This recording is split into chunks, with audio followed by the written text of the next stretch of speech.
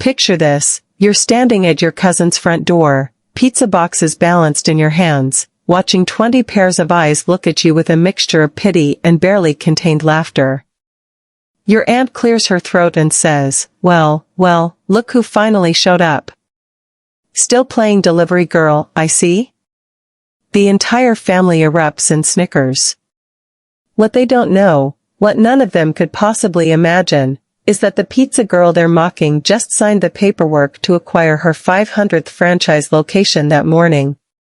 What happened next didn't just change the family dynamic, it rewrote the entire definition of success in their minds. If you've ever been underestimated, if you've ever had your dreams dismissed by the people who should support you most, then you need to hear this story. Hit that subscribe button because we're about to dive into one of the most satisfying tales of quiet triumph you'll ever hear. Like this video if you believe that success speaks louder than words, and drop a comment telling me about a time someone underestimated you. Trust me, you're going to want to stick around for this one. Let me take you back to where this all began, because every empire has its humble origins, and mine started with a beat-up Honda Civic, a pizza warmer in the back seat, and a family that seemed determined to remind me at every opportunity that I was the disappointment of the bloodline. My name is Sarah, and 15 years ago, I was exactly what they said I was, a college dropout delivering pizzas for $12 an hour plus tips. But here's what they didn't see, what they couldn't see through their narrow lens of traditional success. I wasn't just delivering pizzas. I was studying every aspect of that business like my life depended on it. Every shift, I watched how orders flowed through the system. I memorized which neighborhoods ordered what, when they ordered it, and how much they typically spent. I studied the inefficiencies, the wasted time, the poor routing, the customer complaints that never got addressed. While my family saw failure, I saw a masterclass in business operations happening right in front of me. The family gatherings were brutal. Picture a typical Sunday dinner at my grandmother's house, the same house where 4 generations of my family had built what they considered respectable careers. Doctors, lawyers, engineers, accountants. Then there was me, showing up in my pizza delivery uniform because I didn't have time to change between shifts. My cousin Michael, fresh out of medical school, would always make sure to ask loudly enough for everyone to hear, "So Sarah, still slinging dough for a living?" The table would erupt in polite laughter, the kind that cuts deeper than outright mockery because it's wrapped in the pretense of family affection. My Aunt Catherine, a partner at a prestigious law firm, had perfected the art of the concerned inquiry. "Sarah, honey," she'd say, tilting her head with that practiced look of sympathy, "when are you going to get serious about your future? You can't deliver pizzas forever. What will people think?" But the worst was my Uncle Robert. He owned a successful accounting firm and never missed an opportunity to position himself as the family's business guru. "The problem with your generation," he'd lecture, pointing his fork at me across the dinner table, "is that you girls think success is supposed to be easy. You think you can just skip the hard work, the education, the climbing the ladder. Real business takes decades to build, and frankly, it's not really a woman's field anyway." I'd sit there, forcing down my grandmother's pot roast, listening to these lectures about hard work and dedication from people who had no idea that I was working 70-hour weeks, studying every aspect of restaurant operations, supply chain management, and customer service. They saw the uniform and a young woman who clearly wasn't living up to family expectations, and they stopped looking. The breaking point came during my second year of pizza delivery. I'd been promoted to shift manager and was making decent money, but that wasn't the real story. The real story was happening in my studio apartment every night after work. I'd spread out financial statements, demographic studies, and market analysis reports across my kitchen table. I was mapping out territories, calculating food costs, and designing efficiency systems that could revolutionize fast food delivery. See, I'd figured out something that most people in the pizza business hadn't. The industry was on the verge of a massive transformation. Online ordering was just becoming mainstream, GPS routing was getting sophisticated, and customer data analytics were opening up possibilities that traditional restaurant owners couldn't even imagine. I started small. Ridiculously small. I convinced my manager to let me test some routing optimizations during slow shifts. Instead of delivering pizzas in the order they came in, I'd group them geographically and plan efficient routes. My delivery times dropped by 30%. Customer satisfaction scores went up. Tips increased. More importantly, I was proving to myself that I understood this business better than people who'd been running restaurants for decades. That's when I made the decision that my family still doesn't fully understand. I took every penny I'd saved, about $8,000, and partnered with Tony, the owner of the pizza shop where I worked.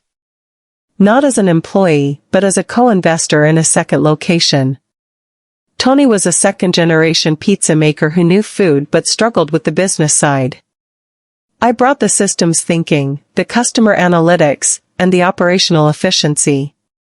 He brought the recipes, the reputation, and the restaurant experience. Our first location together was in a strip mall in a middle-class suburb, nothing fancy, nothing that would impress anyone at a family dinner. But it was profitable from month 3, and more importantly, it was a testing ground for all the systems I'd been developing. I implemented digital ordering before most of our competitors even had websites. I created a customer database that tracked preferences, order history, and delivery patterns. I optimized our supply chain to reduce food waste by 40%. I designed staff scheduling systems that reduced labor costs while improving service quality. While my family continued to see me as the pizza delivery girl who occasionally managed a store, I was quietly building something much bigger. The second location opened 18 months later. Then the third. Each new restaurant wasn't just an expansion, it was an improvement on everything I'd learned from the previous one. I was developing standardized systems that could be replicated anywhere, with anyone. But here's where being a woman in business became both a challenge and an unexpected advantage. Male suppliers and potential business partners would often underestimate me, assuming I was someone's assistant or that I didn't understand the financial complexities of what I was proposing. This meant I had to be twice as prepared, twice as knowledgeable, and twice as professional in every interaction. The irony was that this forced preparation made me better at every aspect of the business. I knew my numbers inside and out because I had to prove my competence constantly. I developed presentation skills that could convince skeptical investors because I'd learned to overcome gender bias with pure, undeniable expertise. By year 4, I owned 12 locations across 3 counties. The family had started to notice that I wasn't just managing pizza shops, I was running a small empire. But their perception was still limited. I was successful now, sure, but I was still in the pizza business, which somehow seemed less impressive than Michael's medical practice or Catherine's law firm. And there was always that underlying assumption that a woman's business success was somehow temporary or less substantial than a man's. The real acceleration happened when I made a decision that probably seemed insane to everyone around me. I decided to franchise my systems. Most restaurant owners who get to 12 successful locations sit back and enjoy the profits. I saw 12 locations as proof of concept for something exponentially larger. I'd spent 5 years perfecting every aspect of pizza restaurant operations, from supply chain to customer service to staff training to marketing. Now I wanted to scale that expertise. Creating a franchise system is like building a business machine that can replicate itself. Every process has to be documented, every variable has to be controlled, every problem has to have a predetermined solution. It took me 2 years to create the franchise manual, training programs, and support systems. But when I launched, something incredible happened. Restaurant owners who'd been struggling to compete with big chains suddenly had access to systems that made their operations more efficient than Pizza Hut or Domino's. My franchisees weren't just buying a brand, they were buying a competitive advantage. The first franchise location opened in Ohio. The owner was a former corporate manager named Lisa who'd always dreamed of running her own restaurant but didn't know where to start. Using my systems, her location was profitable in 6 weeks and became the highest revenue pizza restaurant in her city within a year. Word spread fast in the restaurant industry. I started getting calls from potential franchisees in states I'd never even visited. Within 18 months, I had 47 franchise locations across 12 states. But here's what made it truly explosive. I didn't just franchise to individual restaurant owners. I started partnering with experienced operators who wanted to develop entire regions. These weren't mom-and-pop restaurants anymore. These were serious business people who saw the potential in my systems and wanted to build substantial operations around them.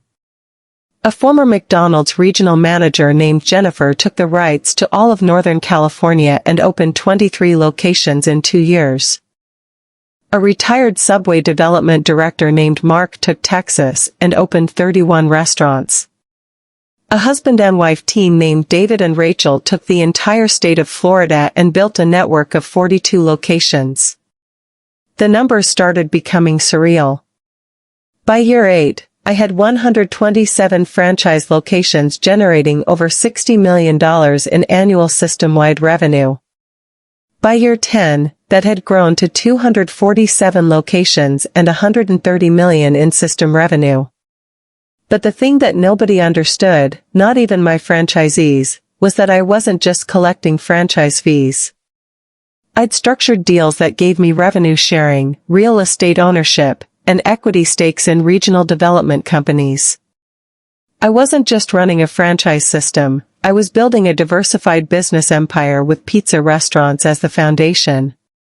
The family started taking notice around year 9, when local business journals began running articles about my company's growth. Suddenly, my Uncle Robert was asking detailed questions about my expansion strategy. My cousin Michael started mentioning my success to his medical colleagues. My Aunt Catherine began introducing me as my niece, the entrepreneur. But they still didn't get it. They saw success, but they didn't understand the scale. And there was still that subtle condescension, that assumption that whatever I'd built was impressive for a woman in business, but not quite on the same level as real corporate success. The moment that changed everything, the moment that this whole story has been building toward, happened last month at my cousin Jessica's wedding. Jessica had always been the family golden child. Harvard MBA, management consultant, married to another Harvard MBA named William who worked at Goldman Sachs. This wasn't just a wedding, it was a celebration of everything my family considered the pinnacle of achievement. The reception was at the country club where 3 generations of my family had held their major celebrations. 200 guests, open bar, 5-course dinner, the works. I'd been invited, of course, but there was still that underlying current of condescension, that assumption that while I'd done well for someone in the pizza business, I was still operating in a different league from the real successes in the family. I'd driven up from my corporate headquarters, a 15,000 square foot office complex that housed my franchise support operations, training facilities, and executive team. But I drove my old Honda Civic, the same car I'd delivered pizzas in 15 years earlier. I keep it for sentimental reasons, and honestly, because it reminds me never to get too comfortable with success. The reception was everything you'd expect. My family members working the room, sharing stories about their latest career achievements, their children's accomplishments, their investment portfolios. I found myself in the familiar position of being politely acknowledged but not really included in the serious conversations about business and success. That's when Jessica's new father-in-law, a hedge fund manager named Charles, started holding court near the bar. He was regaling a group that included most of my uncles and older male cousins with stories about real business, the kind of high-stakes, sophisticated operations that truly mattered in the modern economy. The problem with small business owners, Charles was saying, gesturing with his whiskey, is that they think running a local operation makes them entrepreneurs. But real business, real wealth creation, happens at scale, with sophisticated financial instruments and institutional capital. My Uncle Robert nodded sagely. Exactly. There's a difference between owning a business and building true enterprise value. And frankly, women tend to think too small in business. They focus on lifestyle businesses instead of scalable enterprises. I was standing close enough to hear but far enough away that they didn't feel obligated to include me in the conversation. Which was fine, because what happened next was about to make inclusion irrelevant. Charles continued, take something like pizza restaurants. Sure, you can make a decent living with a few locations, maybe even get into some franchising. But you're still fundamentally limited by the nature of the business. There's only so much scale you can achieve in food service, especially if you're not thinking big enough. That's when my cousin Michael chimed in, well, our cousin Sarah has done pretty well with pizza. She's got, maybe 20 or 30 locations now. Not bad for a girl who started delivering pizzas. The group turned to look at me with that familiar mixture of polite interest and barely concealed condescension. Charles raised his eyebrows. Pizza franchising? That's nice. Regional operations can be quite profitable, especially as lifestyle businesses. I could have corrected them. I could have mentioned that I had 500 locations, not 20. I could have told them about the $200 million in annual system revenue, or the private equity offers I'd been turning down, or the fact that my company was being courted by 3 different investment banks for a potential IPO. But instead, I did something that I think was more powerful. I smiled and said, yeah, it's been a good business for me. The conversation moved on. Charles went back to talking about his hedge fund's latest acquisition. My uncles went back to discussing their professional achievements, occasionally making comments about how women in business needed to think bigger and be more aggressive. I went to the bar and ordered another club soda. About an hour later, as the evening was winding down, my phone started buzzing with text messages. My head of operations was sending me updates from our quarterly board meeting that had wrapped up that afternoon.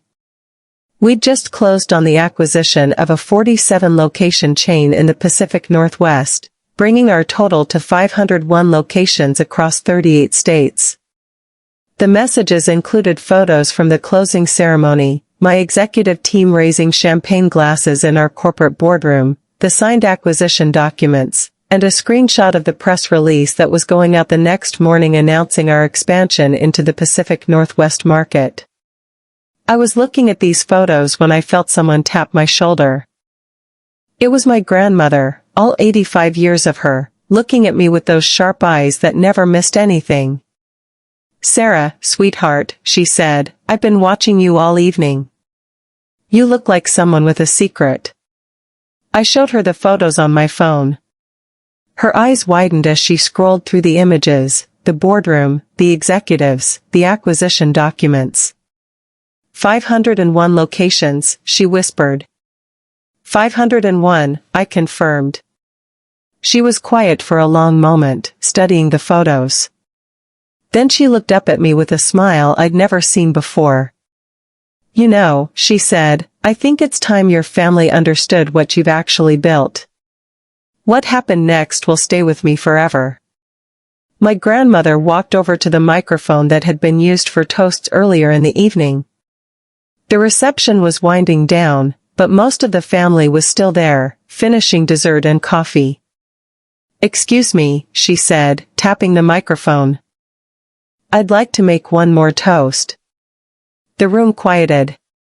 My grandmother commanded that kind of respect. Tonight, we've celebrated Jessica and William's wonderful marriage, she began. We've talked about achievements and success and the bright futures that lie ahead for our family.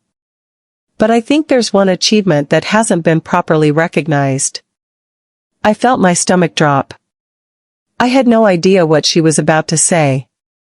My granddaughter Sarah has been very modest about her business, she continued. When people ask, she just says it's going well. But I think her family should know that the pizza business she's been working on has grown to 501 locations across 38 states. The room went completely silent.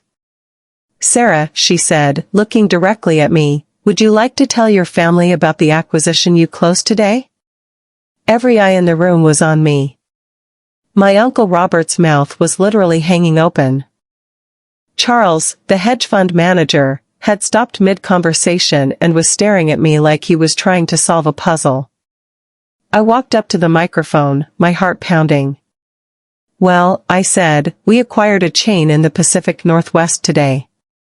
47 locations. It brought us to 501 total. The silence stretched on. Then my cousin Michael raised his hand like he was in school. Sarah, he said, when you say 501 locations, do you mean you own 501 pizza restaurants? I own the franchise system that operates 501 restaurants, I said. System-wide revenue last year was $208 million. You could have heard a pin drop. Charles, the hedge fund manager, was the first to recover. $208 million in revenue? He asked. What kind of EBITDA margins are you running? About 18% system-wide, I said. But my corporate margins are significantly higher because I retain ownership in most of the real estate and take both franchise fees and revenue sharing. The questions started coming fast after that. My Uncle Robert wanted to know about my capital structure. My Aunt Catherine asked about legal frameworks for multi-state franchising. Michael inquired about my expansion strategy and market penetration. But the moment that crystallized everything for me came when Charles approached me after the crowd had dispersed. Sarah, he said, I owe you an apology. I made assumptions based on limited information and, frankly, some unconscious bias about women in business. What you built is exactly the kind of scaled enterprise I was talking about earlier. You just did it in an industry I didn't take seriously enough, and you did it better than most men I know in business. He handed me his business card. My fund specializes in growth capital for franchise systems. If you're ever interested in discussing expansion capital or exit strategies, I'd love to learn more about your operation. I took his card and smiled. I appreciate that, Charles. I'll keep it in mind. As I drove home that night in my old Honda Civic, I thought about the journey that had brought me to that moment. 15 years of being underestimated, dismissed, and patronized by people who measured success by job titles and educational credentials rather than actual achievement.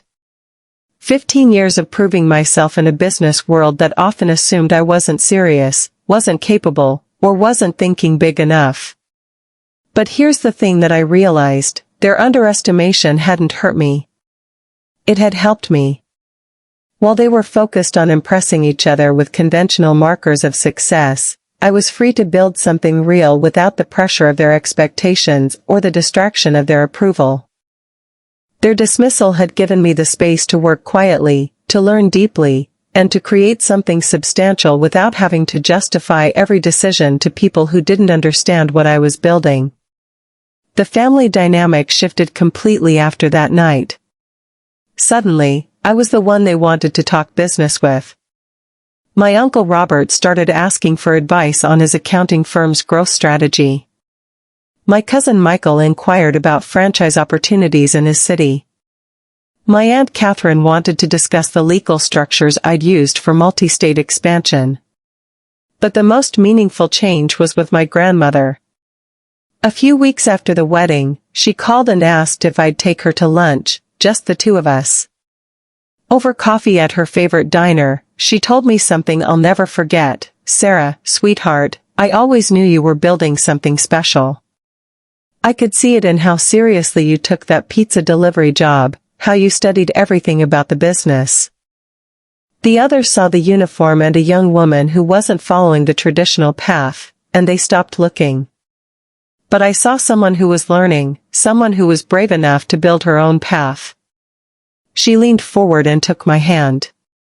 I'm proud of you, not because you built a big company, but because you never stopped being curious, never stopped working, never stopped believing in what you were doing even when everyone else couldn't see it. And you did it all while being true to yourself. That conversation meant more to me than every business article, every acquisition, every franchise milestone I'd achieved. The real revenge wasn't in the moment of revelation at the wedding, though that was satisfying beyond words. The real revenge was in the 15 years of quiet building, of proving to myself that vision and persistence could overcome condescension and limited thinking.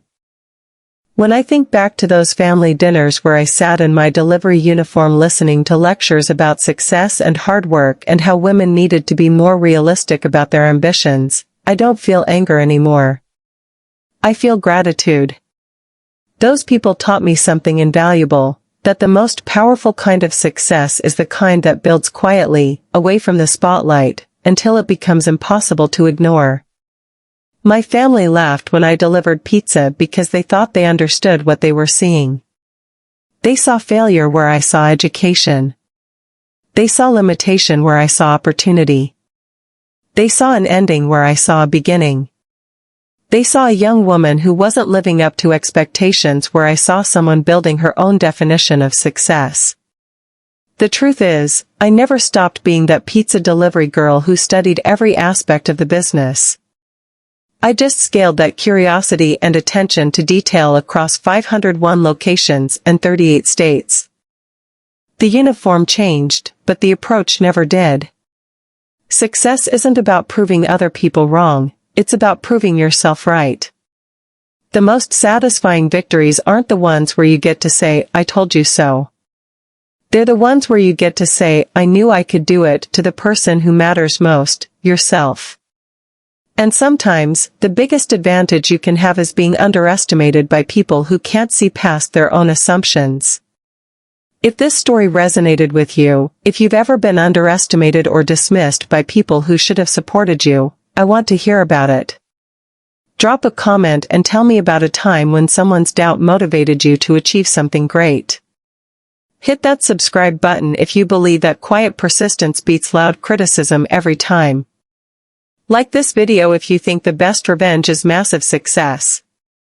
And share this with someone who needs to be reminded that other people's limited vision doesn't have to limit your potential. What's the most satisfying moment of vindication you've ever experienced? Let me know in the comments below.